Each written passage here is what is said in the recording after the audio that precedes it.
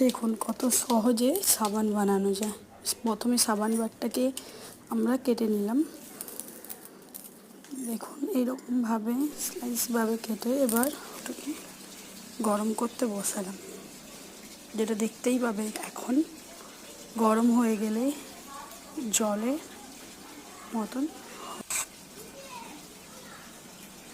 পুরোটাই গলতে শুরু হয়ে গলে গেল। বুঝতেই পারছো তোমরা। এবার দেখো 2 মিনিট লাগবে জাস্ট জিনিসটা গলতে। পুরোপুরি গলে গেল জিনিসটা।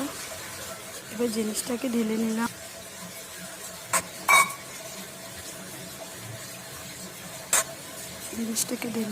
এবার দেখতেই পাবে বাটির মধ্যে আমরা আগে থেকে হলুদ আর নিম পাতা বেটে রেখেছিলাম, এটা হলুদ আর নিম পাতা সাবান বানাবো বলে। এবার দেখতেই পাবে যে কালারটা কীভাবে চেঞ্জ হয়ে যায়, কত সুন্দরভাবে কালারটা চেঞ্জ হয়ে গেল। হলুদ আর নিম পাতাটাকে আমরা ছেঁকে নিলাম, কারণ জিনিসটা যেতে না গলে ভেতরে ড্রপগুলো যেন না যায়, সেই কারণে। বুঝতেই পারছো।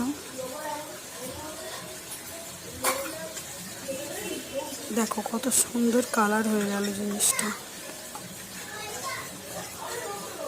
এবার আমরা এটাকে ভালো করে নেড়ে চেড়ে ভালো করে মিশিয়ে নিলাম।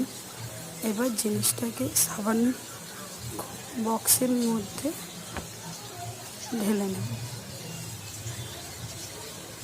আর কিছুক্ষণ পরই হয়ে যাবে সাবান।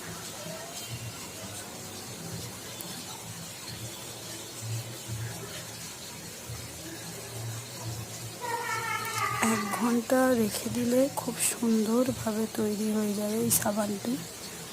আমি তোমাদের দেখাবো সাবানটা কত সুন্দরভাবে হচ্ছে। কিছুক্ষণ পর ফিরে আসছি। দেখতেই পাচ্ছ উপর থেকে একটা স্প্রে দেওয়া হলো।